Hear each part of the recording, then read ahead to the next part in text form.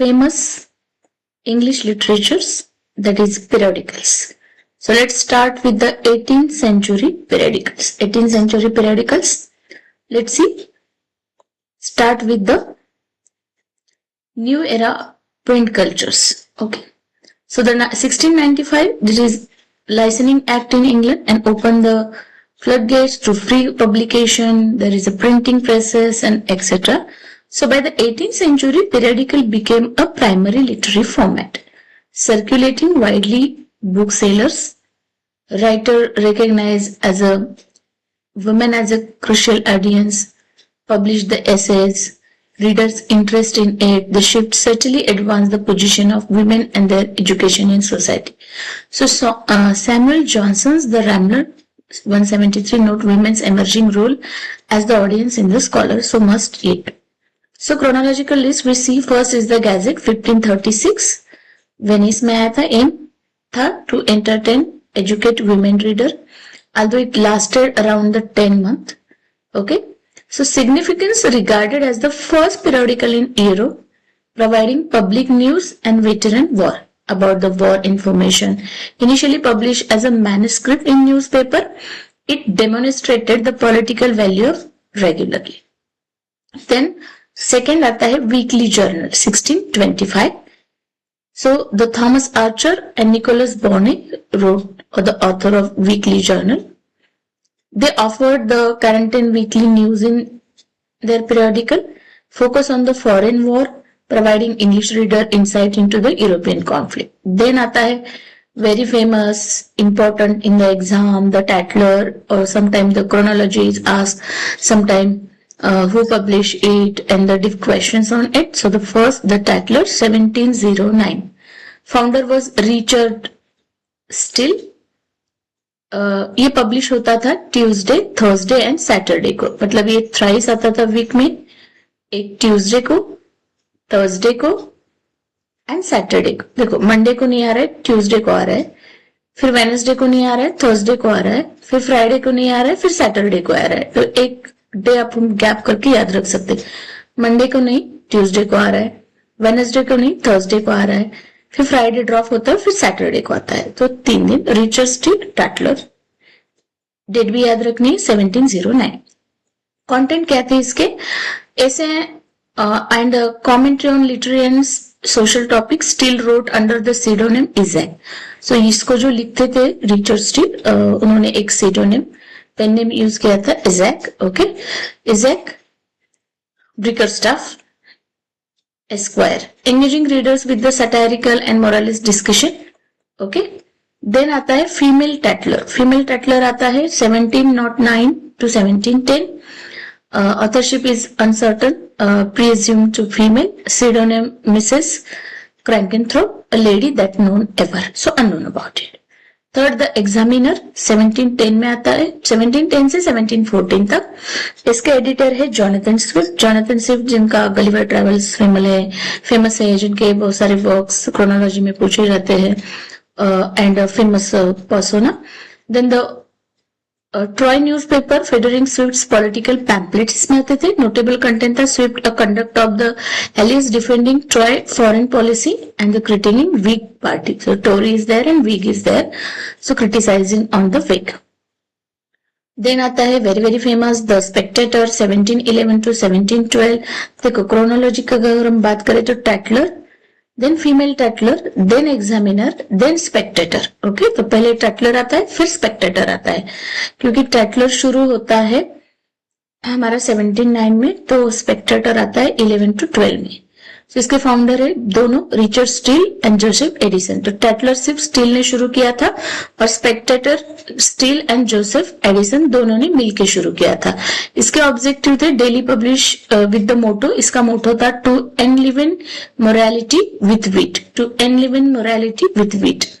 Patriarchy popular among the new and rich women को target करता था. कल्चरल इम्पैक्ट था इसका, provided form and discussion social norms. Okay, so then आता है द गार्डियन और the Guardian 1713.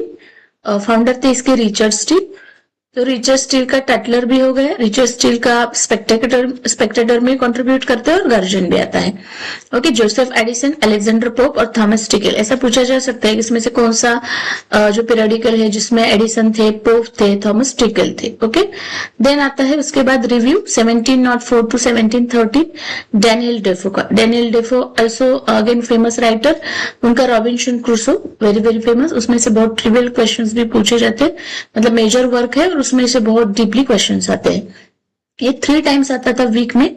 And advice from the scandalous club offering the satirical view in it contemporary society. Then आता है gentleman's magazine 1731 में, ये Edward केव का था। And इसके जो कंटेंट है various sources later publish in original material nobility. Okay, then Female Spectator, तो पहले हमने देखा था Female Tatler, now the Female Spectator. पहले स्पेक्टेटर आया फिर फीमेल, और स्पेक्टेटर जो है वो स्टील एंड एडिसन का था, और फीमेल स्पेक्टेटर है वो 1744 टू 1746 में आता है, एलिजा हेवुड का। Okay, so the first magazine explicitly oriented towards the female reader. Okay, and conduct social expectation, place of women and etc. Then the Rambler आता है, Rambler again famous by the Samuel Johnson 1750 to 1752। इसके founder थे Samuel Johnson. ये biweekly publish होता था, sought to balance profit and delight.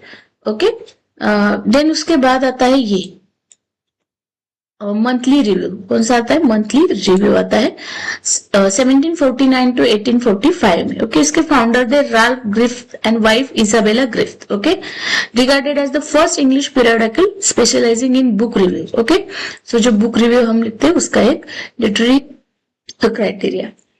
Then आता है critical review 1756 to 1763 में, इसका एडिशन किया था टैबुलस स्मॉलेट ने।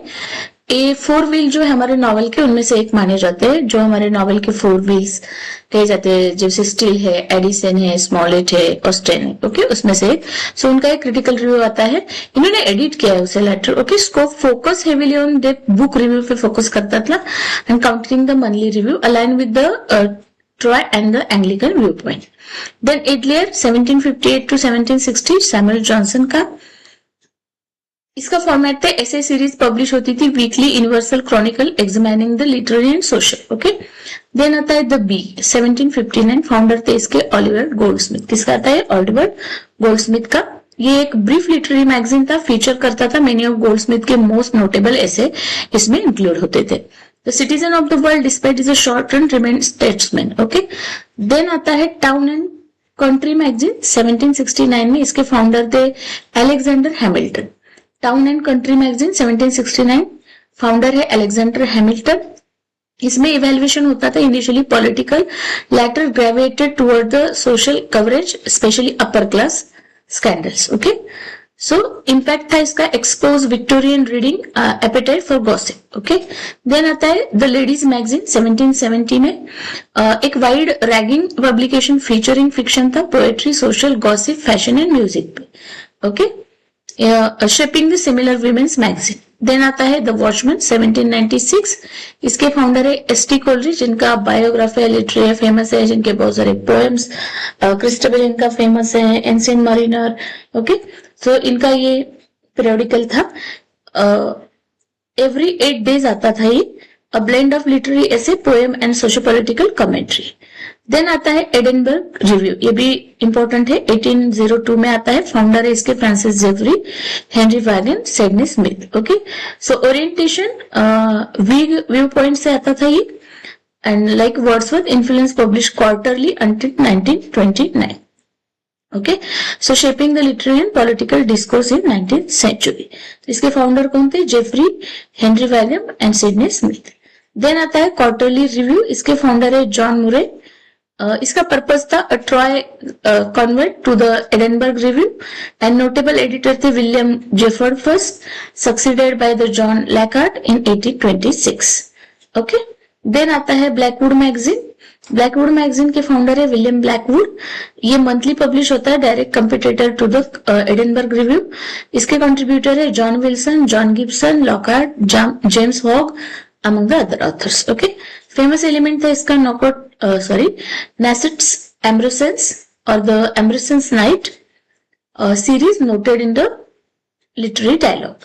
देन आता है हमारा द लंडन मैगजीन 1820 में. कब आता है? 1820 में आता है.